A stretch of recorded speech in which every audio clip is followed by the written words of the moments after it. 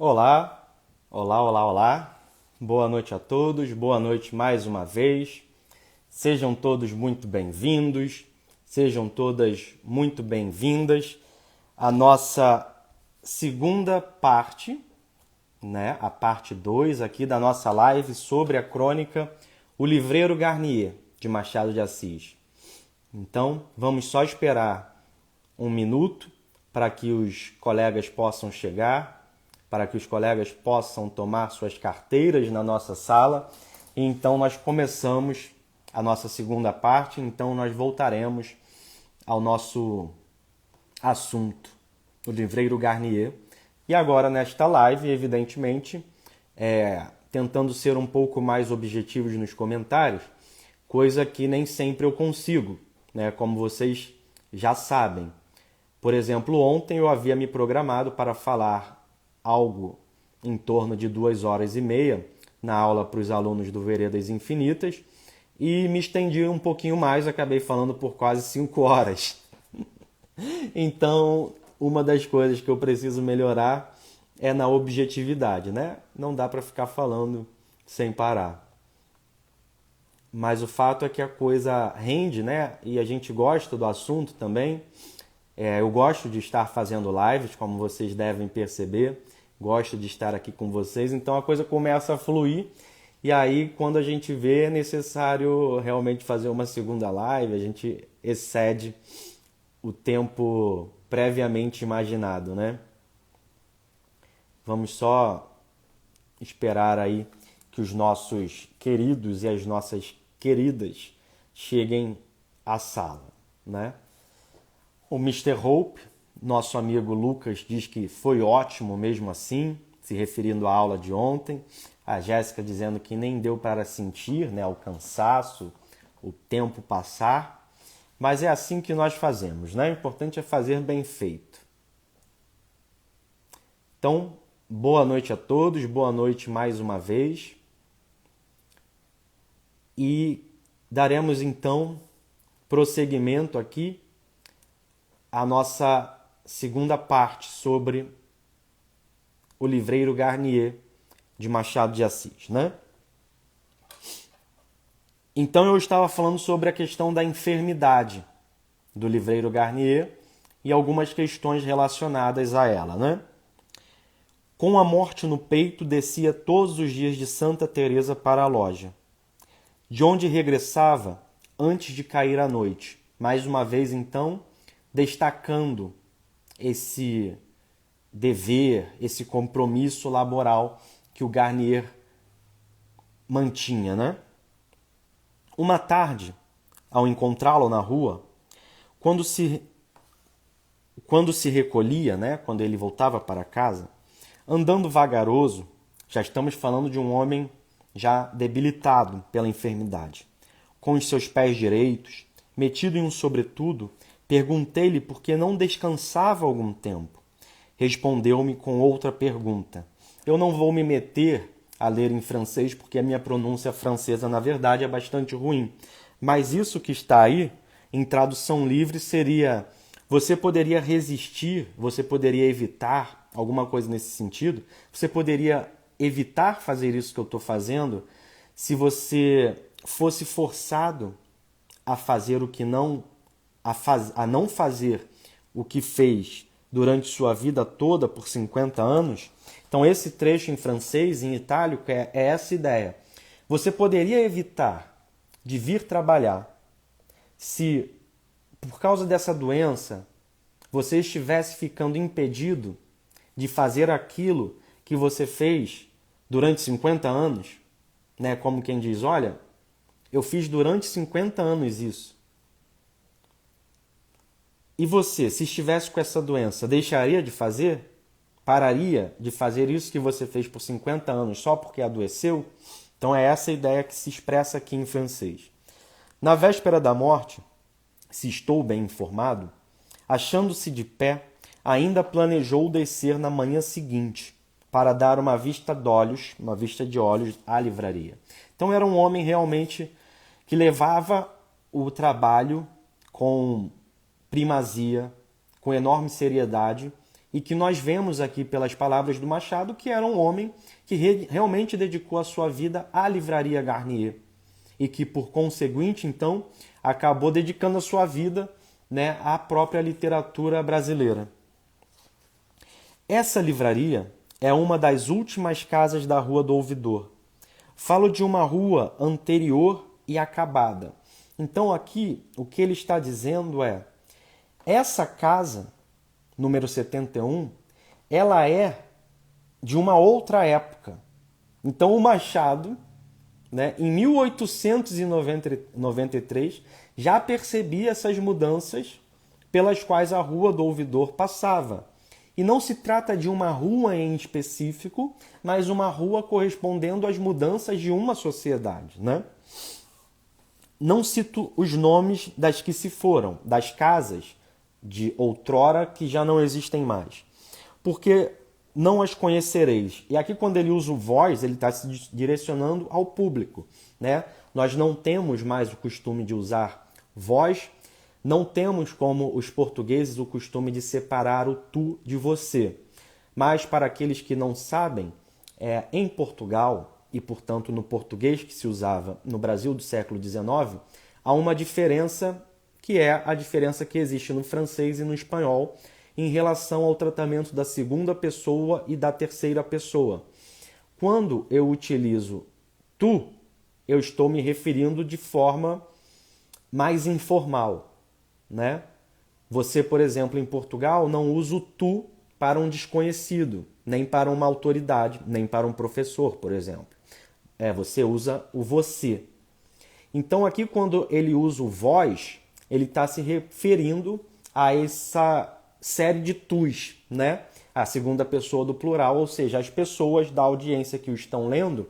E justamente pelo tipo de texto, né, nós percebemos que é uma linguagem um pouco mais relaxada, porque se ele estivesse se referindo a pessoas que ele enxergasse como, digamos, autoridades, ele escreveria vocês e não vós. Então, hoje nos parece estranho a utilização de vós, mas, na verdade, a utilização de vós é o que nós hoje usamos como vocês, né? Uma vez que não temos mais a distinção entre a segunda pessoa e a terceira pessoa em relação à importância ou proximidade a quem se refere, né? Não cito os nomes das que se foram, porque não as conhecereis, vós que sois mais rapazes que eu, né? Então ele inclusive está se referindo a um público que ele imagina mais jovem que ele, e portanto cabe exatamente a segunda pessoa do plural. E abriste os olhos em uma rua animada e populosa, que é muito similar à Rua do Ouvidor de hoje, né? Que é uma rua basicamente composta de bares, ainda que haja uma ou outra. Imagino que devam existir 2 livrarias ainda hoje, mas é uma rua composta de bares e que, inclusive, tem um samba muito bom, onde se vendem, ao par de belas joias, excelentes queijos. Uma das últimas figuras desaparecidas foi o Bernardo, o Perpétuo Bernardo. Vejam que o Perpétuo Bernardo aqui tem um duplo sentido. É o Bernardo perpétuo no sentido de que essa figura foi tão ímpar, tão relevante, que a memória dele permanece perpetuamente. No entanto, também é perpétuo porque morreu. Como nós vemos que o Machado usa essa palavra justamente para aqueles que já se foram. Cujo nome achei ligado aos charutos do Duque de Caxias, que tinha fama de os fumar únicos, ou seja, ele só fumava os charutos do Bernardo, que o Bernardo fazia, ou vendia, ou quase únicos.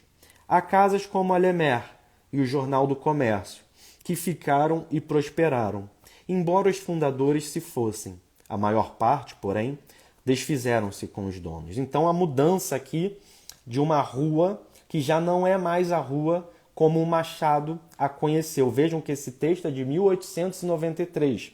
Portanto, já havia uma relação de muitos anos do Machado com aquela localidade, né? Garnier é das figuras derradeiras, aquelas que se vão por último. Não aparecia muito durante os 30 anos das nossas relações, porque quando o Machado conhece o Garnier, e vira um autor editado pelo Garnier, o Garnier já tinha livraria e já editava outros autores, porém o Garnier, embora já o fizesse por alguns anos, ainda estava iniciando a sua carreira de editor livreiro, porque antes ele era livreiro e vendia outras coisas mais. Depois ele começa a ser só livreiro e só editor, e é quando aparece o Machado. Então, como eu disse, essa relação é mutuamente benéfica. Um jovem editor procurando um jovem autor e um jovem autor procurando um editor, né? Conheci-o sempre no mesmo lugar, ao fundo da livraria, que a princípio era em outra casa, número 69, abaixo da Rua Nova. Não pude conhecê-lo na Quitanda, na Rua da Quitanda, onde se estabeleceu primeiro. A carteira, a mesa, a escrivaninha, é que pode ser a mesma, como o banco alto onde ele repousava, às vezes, de estar em pé. Ou seja, ele só repousava às vezes, muito de vez em quando, porque o negócio do Garnier mesmo era trabalhar.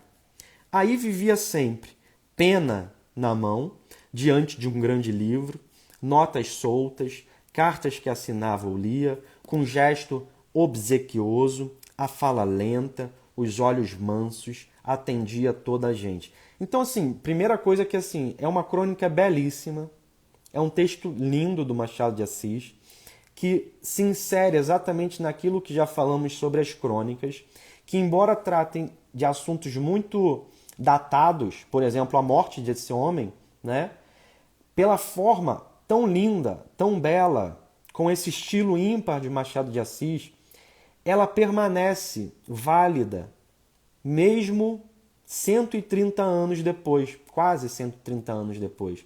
E permanecerá válida daqui a 100, daqui a 200, daqui a 300 anos, não é?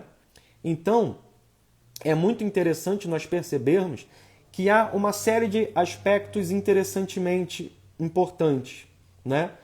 Toda essa relação dele com o Garnier, assunto do qual tratamos na primeira parte da live, né, na live anterior, mas também a própria escrita do Machado, que olha para alguém, como eu disse no início da primeira live, que não é só alguém que teve relevância para a cidade, mas é alguém de quem ele gostava. E nós temos também que nos lembrar de que o Machado é esse homem que perde pessoas queridas muito cedo. E a morte, então, tem uma importância muito grande no pensamento do Machado, e é uma questão sobre a qual ele está sempre se deparando, com a qual ele está sempre se deparando. Então vejam que é um homem, já um gênio, né? Já estamos falando de 1893, portanto, quando o Machado já está bastante maduro em termos de escrita, né? Já era o grande escritor, né? Mas ele está refletindo também sobre alguém de quem ele gostava. E nós sentimos esse tom, né, no texto. Gostava de conversar o seu pouco. Neste caso, quando a pessoa amiga chegava, se não era dia de mala, aqui eu não tenho certeza se dia de mala era, por exemplo, um dia de pagamento, ou se era, por exemplo, um dia em que a livraria recebia os livros, né? Mas dia de mala, alguma coisa mais relativa ao trabalho. Ou se o trabalho ia adiantado e não era urgente, tirava logo os óculos, deixando ver no centro do nariz uma depressão do longo uso deles. Então, o detalhismo do Machado é muito impressionante, porque com uma mera frase, uma depressão feita pelo óculos no nariz, formada pelo peso, pela pressão dos óculos no nariz, já faz com que nós imaginemos de algum modo como deveria ser o rosto desse homem, né? Depois vinham duas cadeiras. Pouco sabia da política da terra, do Brasil. Acompanhava a de França, mas só o ouvi falar com interesse por ocasião da Guerra de 1870, que é a Guerra Franco-Prussiana. O francês sentiu-se francês. Não sei se tinha partido. Presumo que haveria trazido da pátria, quando aqui aportou as simpatias da classe média para com a monarquia orleanista, que é aquele grupo formado pelos Orleãs que se forma, né, que se inicia sobretudo a partir da Revolução Francesa, mas que prossegue por mais de um século ativamente na política francesa. Não gostava do Império Napoleônico. Estamos aqui falando de Napoleão III. Aceitou a República, que o Napoleão III cai e aí inicia-se a República, né? A queda do Império de Napoleão III na França, inicia-se a República. E era grande admirador de Gambetta, que era um político, né, importante republicano desse mesmo período. Daquelas conversações tranquilas, algumas longas, estão mortos quase todos os interlocutores. Então veja só, já é um homem velho, já é um Machado de Assis bastante idoso para a época, né, para a média de idade da época, refletindo sobre um amigo que morreu, que acaba de morrer, e vendo que todos aqueles intelectuais, todos aqueles escritores que eram seus amigos, também já se foram. Então o Machado aqui escreve do ponto de vista quase que de um sobrevivente, de uma geração que já está se esvaindo, já está se desfazendo, né? O Machado vai morrer 15 anos depois em relação a essa crônica, então ainda vive bastante tempo, publica inúmeros textos importantes nessa década e meia, mas já é alguém que está percebendo que a geração a qual ele pertencia está se desfazendo. Liás, né? Fernandes Pinheiro, Macedo, que aqui é o Joaquim Manuel de Macedo, Joaquim Norberto, que é um historiador da literatura brasileira, que teve seus livros de história do Brasil publicados pela Livraria Garnier, José de Alencar, para só indicar estes. De resto, a livraria era um ponto de conversação e de encontro, que era aquilo que destacávamos sobre a relevância do local, da livraria, como ponto de encontro, de conversa, de diálogo dos grandes intelectuais, né? Pouco me dei com Macedo, o mais popular dos nossos autores, pela Moreninha e pelo Fantasma Branco, uma ópera em 3 atos, uma peça. Romance e comédia que fizeram as delícias de uma geração inteira. Com José de Alencar foi diferente. E aqui, nós não podemos passar por esse trecho da crônica do Machado sem realmente imaginarmos o que era o Rio de Janeiro do século XIX. Sem realmente imaginarmos que José de Alencar e Machado de Assis não só coabitavam a mesma cidade, como se encontravam e partilhavam conversas, diálogos, ideias, impressões. E é excepcional que o nosso país, que a minha cidade natal, tenha tido momentos como esse, tão diferentes dos momentos que agora nós temos, né? Uma época em que José de Alencar encontrava Machado para um café, ou talvez para um suco de abacaxi, porque afinal era o suco preferido do Machado, e eu não sei se eu já contei isso para vocês, mas o Machado adorava ir à Confeitaria Colombo e pedir suco de abacaxi. Com José de Alencar foi diferente. Ali travamos as nossas relações literárias, sentados os dois, em frente à rua. Então imagina, você está andando pela Rua do Ouvidor, no século XIX, e aí de repente você olha lá para a Livraria Garnier, tem uma mesinha, 2 cadeiras, e estão ali o José de Alencar e o Machado de Assis batendo papo na maior, né? É uma coisa absolutamente extraordinária, né? Sentados os dois em frente à rua, quantas vezes tratamos daqueles negócios de arte, poesia, de estilo e imaginação, que valem todas as canseiras do mundo. Então ele está dizendo, bom, o mundo é penoso, viver é penoso, mas estas conversas que tive com o José de Alencar valem por todas essas dificuldades, né? Muitos outros iam ao mesmo ponto de palestra, Aqui palestra não está no sentido de conferência, está no sentido de conversa. Palestrar é conversar. Não os cito porque teria de nomear um cemitério. Então perceba, é justamente essa sensação de todos aqueles homens que conversavam comigo morreram, estão no cemitério. E os cemitérios são tristes, não em si mesmos, ao contrário. Quando o dia fui a enterrar o nosso velho livreiro, vi entrar no São João Batista, já acabada a cerimônia e o trabalho, um bando de crianças que iam divertir-se. Então imaginem a percepção de Machado, né? Que terminava aquela crônica, o nascimento da crônica, com uma cena de cemitério, e aqui ele retoma de outra maneira, lá se reportando aos coveiros e aqui a essas crianças. Então é um homem que acabou de enterrar seu amigo, que acabou de enterrar o seu editor, que percebe então que ele está fazendo parte de uma geração cujos nomes estão morrendo, mas ele se depara com essas crianças.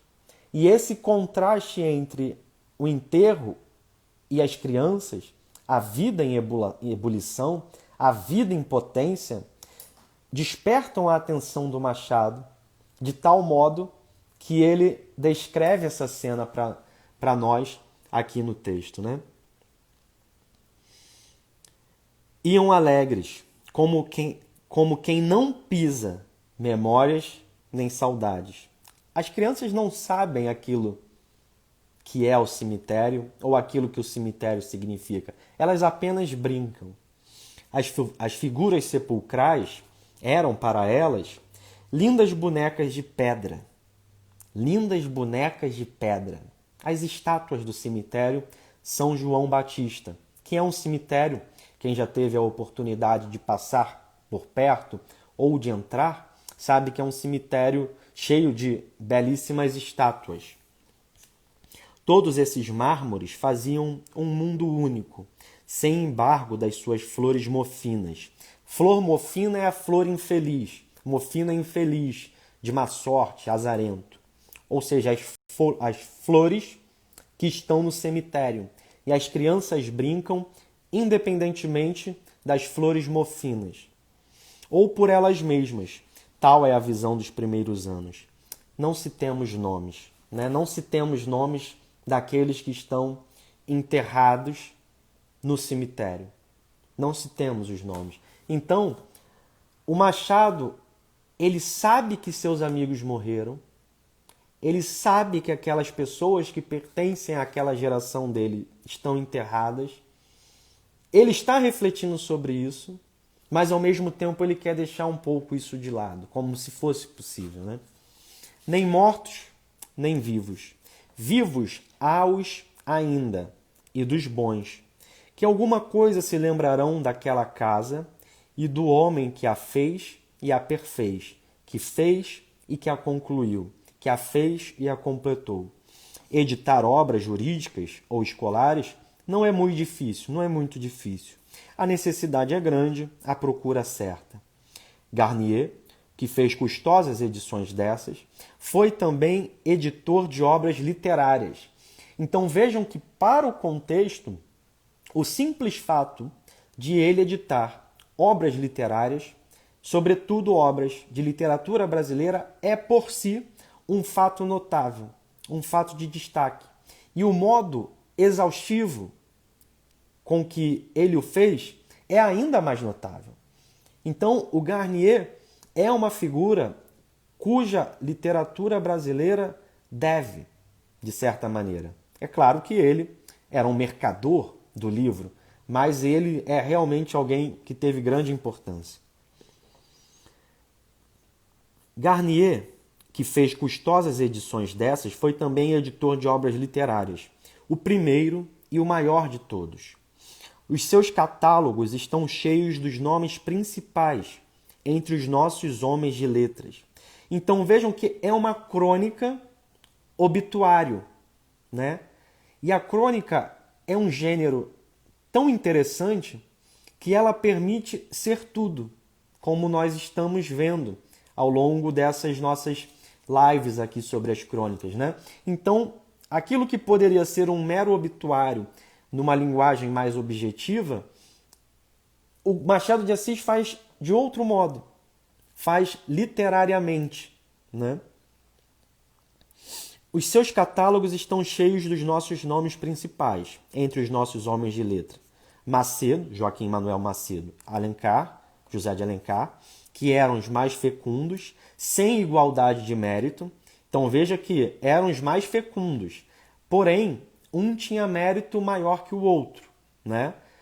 Creio eu que o Machado esteja destacando a qualidade superior do José de Alencar em relação ao Joaquim Manuel Macedo, que de fato é um escritor inferior ao José de Alencar.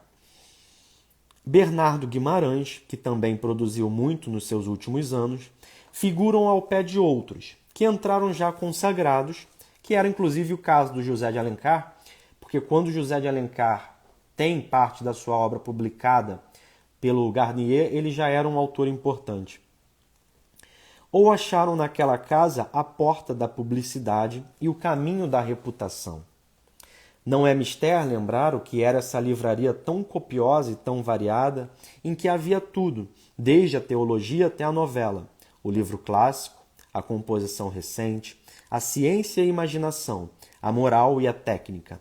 Já achei feita, já a encontrei feita. Ou seja, quando o Machado chegou lá, já existia a livraria e o Garnier já era um livreiro. Porém, como eu disse, era um livreiro iniciante. Mas via crescer ainda mais, por longos anos. E o Machado é o protagonista desse crescimento, né? O Machado ele se beneficia, mas ele beneficia o Garnier, porque é o grande escritor da livraria e editora Garnier.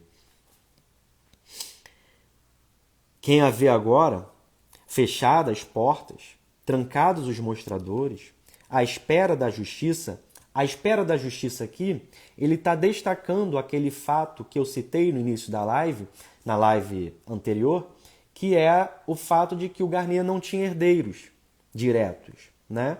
Portanto, houve uma questão legal que decidiu que o seu herdeiro era o seu irmão mais velho, aquele que depois teria um problema com o Machado de Assis relativamente à tradução para o francês. Do inventário dos herdeiros, há de sentir que falta alguma coisa à rua. Com efeito, falta uma grande parte dela. É essa parte do passado, de um passado do qual o Machado participou, mas é um passado que já não existe mais. E bem pode ser que não volte, como não voltou, se a casa não conservar a mesma tradição e o mesmo espírito. Aqui é interessante que nós sejamos um pouco mais precisos historicamente, porque depois que esse primeiro herdeiro morre, o irmão mais velho morre, então assume um outro irmão, ou, salvo engano, talvez um sobrinho. Parece-me agora, pensando bem, que era de fato um sobrinho. E esse sobrinho mais arrojado vai levar adiante as questões da Garnier. Corrijo-me, o Garnier morre, assume o irmão mais velho que morre, assume o outro irmão e depois o filho, portanto o sobrinho do Garnier. É exatamente isso. E esse segundo irmão, o segundo herdeiro, e o seu filho, portanto o sobrinho do Garnier, eles levam à frente a Garnier, que perdura por décadas do século XX como uma importante editora no Brasil. Tá? Então, na verdade, o entrevero, o obstáculo foi só esse primeiro herdeiro, que já era também devemos ser justos, um senhor de 83 anos do século XIX. Portanto, alguém extremamente já cansado dessas questões e que eu acho que depois de herdar a livraria Garnier, passa só mais 2 ou 3 anos de vida. Então, não foi nada assim tão sério. Então, a livraria Garnier vive ainda por mais algumas décadas já sob outros donos, né? Pode ser que não volte, se a casa não conservar a mesma tradição e o mesmo espírito. Pessoalmente, que proveito deram a esse homem as suas labutações? Então aqui, o Machado está finalizando o texto com a seguinte reflexão. de que importou, de que valeu ter dedicado a sua vida inteiramente ao trabalho? É essa a reflexão. O gosto do trabalho, um gosto que se transformou em pena. Né? Pena aqui no sentido de alguém que sofre uma pena, que recebe uma punição. Trabalhou tanto que o trabalho transformou-se em pena. Porque no dia em que devera libertar-se dele, do trabalho, no dia em que deveria se libertar do trabalho, não pôde mais. O instrumento da riqueza, o trabalho, a livraria, era também o do castigo, que nesse olhar aqui machadiano, sentindo a dor do amigo que partiu, o Machado vê, e agora? O que será que se aproveitou disso? Esta é uma misericórdia, é uma das misericórdias da divina natureza. Não importa. Laboremos, trabalhemos. Valha sequer a memória, ainda que perdida nas páginas dos dicionários biográficos. E vejam vocês, 30 de agosto, domingo, às 10h33 da noite. Estamos aqui, quase 100 pessoas, resgatando a memória do amigo de Machado. Isso é extraordinariamente interessante. Por quê? Porque todos nós partiremos, todos nós morreremos. Porém, mesmo aqueles que fizeram trabalhos importantes, que deram contribuição à cultura, às artes, à literatura, a um país, a um povo, muitos desses homens transformam-se em apenas nomes de dicionários biográficos. Quando chegam a isso? Porque a grande parte, a maior parte, se perde. Porém, que coisa é o mundo, né? Que coisa é a vida? Nunca Machado de Assis, nunca Baptiste Louis Garnier poderiam imaginar que 130 anos depois da morte de Garnier, estaríamos nós nos reunindo para exaltar o trabalho dele, né? Então,